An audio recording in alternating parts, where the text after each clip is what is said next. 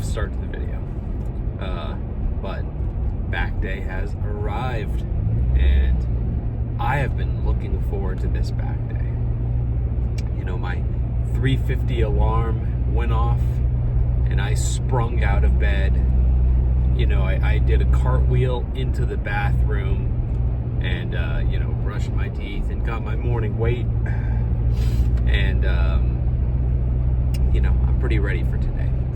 Morning weight today was like 191. So we're still kind of at that struggle point between the 180s and the low 190s. So I'm sure give me another week and we'll be locked into the 180s for sure. But we've dipped our toes in there, so that's pretty freaking cool. But back day is today. I got up. I always set 3 alarms: one at 3:50, one at 4, and one at 4:11. And the 4:11 alarm is kind of the all right, like if you don't get up now, that's it. There's no gym is happening today. So was a cop. He's probably wondering why I'm talking to myself. But yeah, there's just a lot of activity out tonight. What the hell?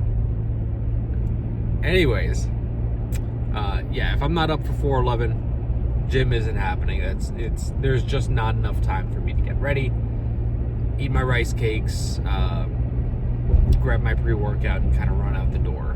So I always try to set myself up like in the best way possible. Like my wife will make my lunch, like if I'm working that day. I pack my gym bag, get everything ready. Work gear is all ready, and it's all kind of set up in such a way that all I got to do is spring out of bed, throw some clothes on, and run out the door. So all in all, we got up very early today. Normally I'm up at like my 4 a.m. alarm. Today 3:50 went off, I was up. So we're making pretty good time. I've had 2 rice cakes, rice crackers, whatever you want to call them. And then I have this big REI bottle I've kind of just been sipping on. So we are as carved up and as hydrated as one can be given the brutal morning hours. But, for the sake of back day, I'm willing to do it. So the reason that I'm so excited for today's back day is there is a cable pullover variant that I really want to try. It doesn't sound that exciting, I know, but at the old gym that I used to go to, we had one of those old school Nautilus like pullover machines where it had like a seat belt for your lap and everything, and oh my god, it was perfect. Like, I think those were the best back days I've had in my life, all because of that one machine. I mean, it just made such a difference, dude. Like after doing all your heavy rows and lat pull downs or whatever, that pullover machine was the ultimate finisher. Like it was the definition of like getting full pumpage on. So I've been chasing that feeling ever since that gym closed. I bounce around between 3 different gyms, and all 3 of them don't have anything like that. In fact, like the newest gym that I've been going to, I was talking to the owner, and one of my first questions was, do you guys have like a lat pullover machine? And he was like, man, I'm looking for one. They're just hard to find. So apparently that's kind of a relic of a more elegant time. So anyhow, I saw this one guy, Alec something or other, on TikTok. He kind of did this like jerry-rigged version, like same type of movement, same everything, where you go over to the cable machine where they're like the cables are like adjacent to each other, very close together, and you slap on that cable attachment where it's just a really long bar with an attachment on either end. Like This is the cable attachment that you see and you never use, and you always think to yourself, what the hell does anybody use that for? I found a use for it. So you slap those on at, like, you know, above your head. You drag over a bench, plop yourself down, and you just bang out some pullovers. So I'm hoping it feels as good as it looks like it does. You know, I've definitely been fantasizing about this movement for a minute, so pretty excited for that. But so I'm still a little sore from my snowboarding on Monday. My back, not so much. It's, oh dear, don't do it. Back is still sore, but not so much. Let me rephrase that. My back is not sore. My body is still a little sore. Back is fine. It's mostly my my glutes that kind of suffered the brunt of most of these impacts. But regardless, I still feel like a little something. And of course, the wise decision is always going to be, oh, well, just, you know, take a rest day, relax, don't push yourself. But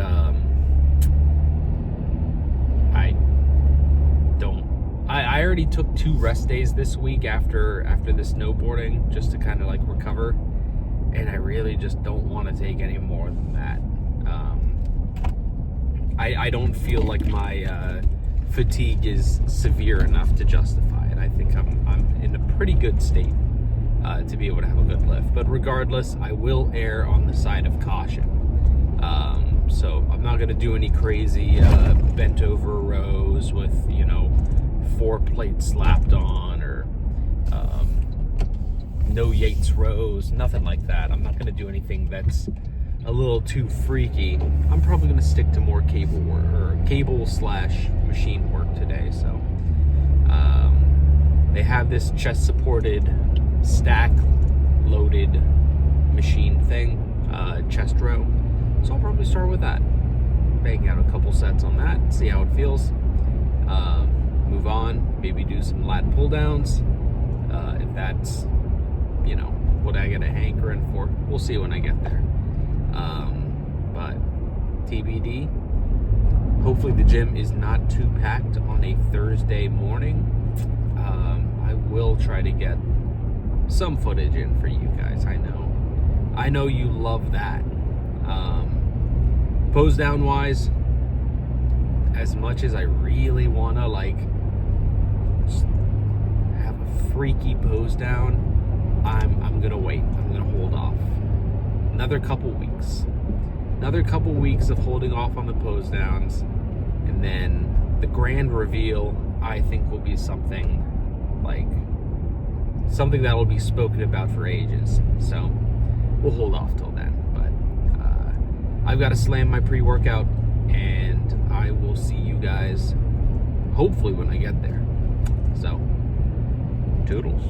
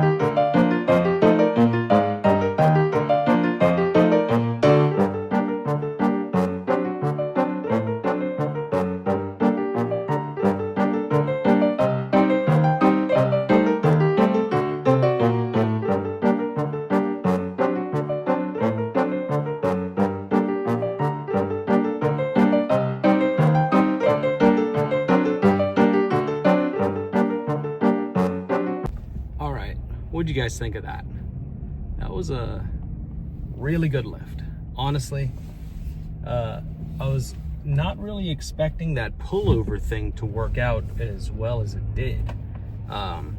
Really freaking good. I ended up doing like 3 sets of them. The only reason that you only got to see the one is because pretty much right when I was getting set up, these 2 ladies decided that standing right in front of me was like the best place to do whatever circuit workout that they were doing. So my eyes were glued to the floor, and yeah, no recording was going to happen. I'm not trying to catch any type of allegations or cases.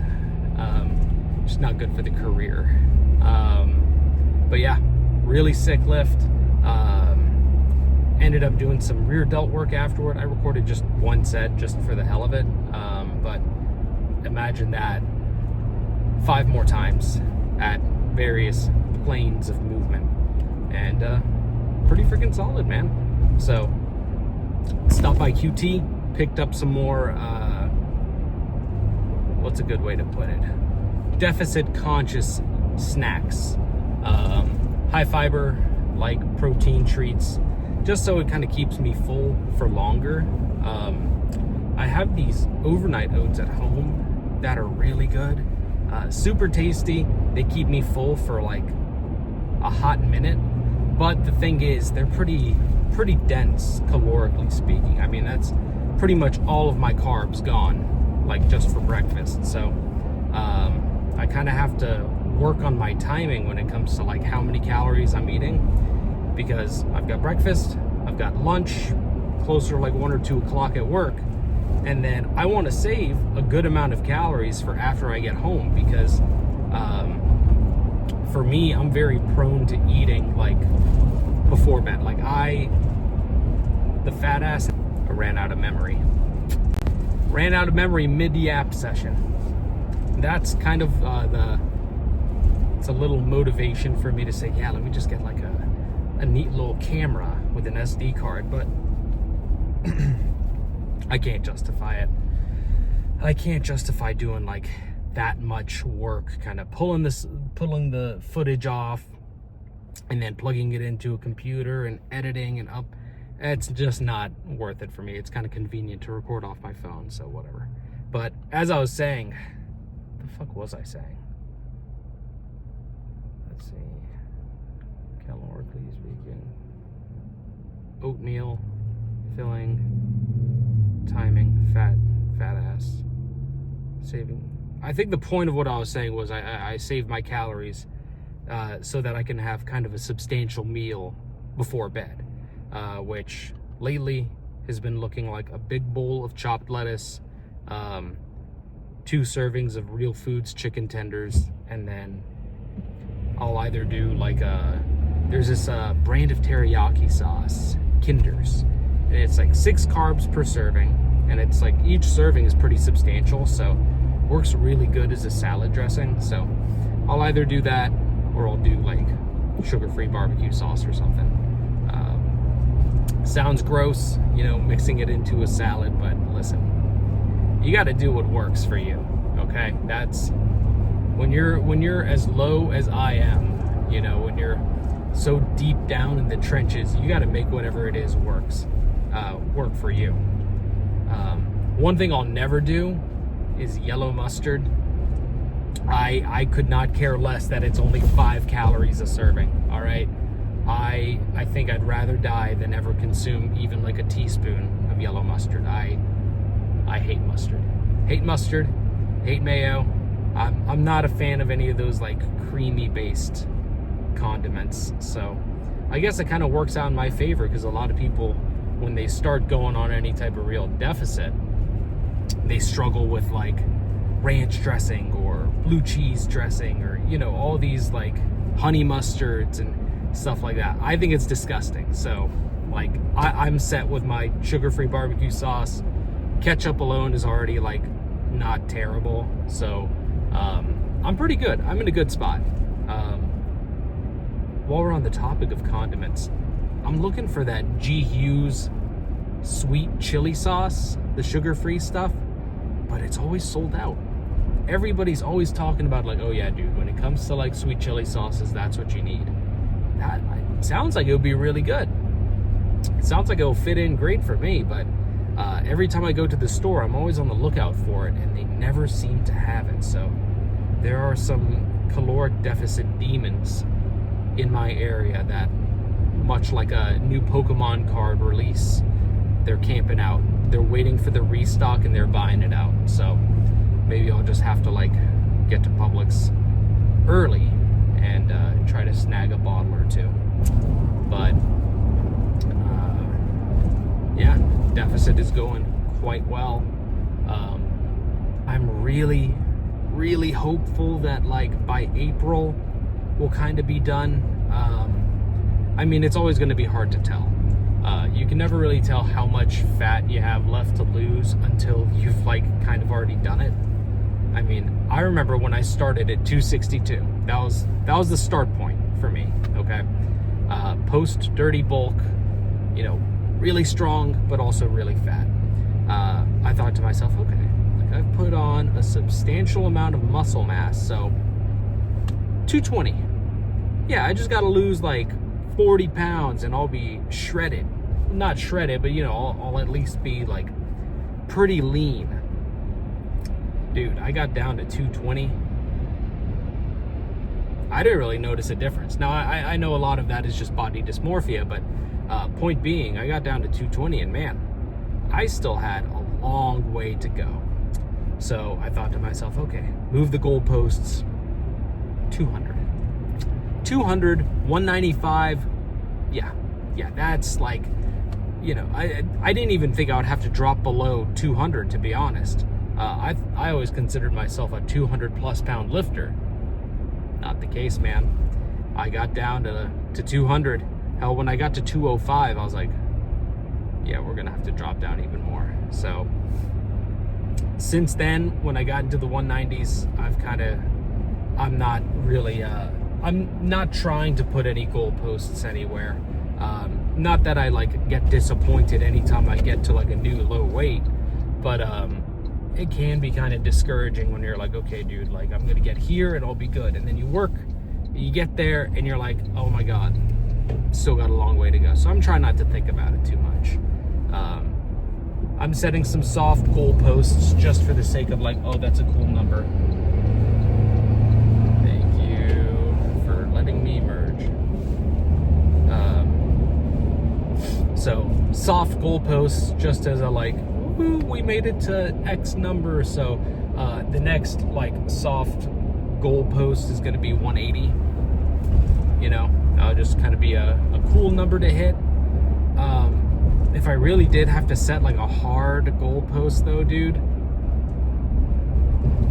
I'm not getting below 170. If I get to like 170 and I've still got some like chub on my body, I do not want to drop to like 160. I do not want to be in the 160s.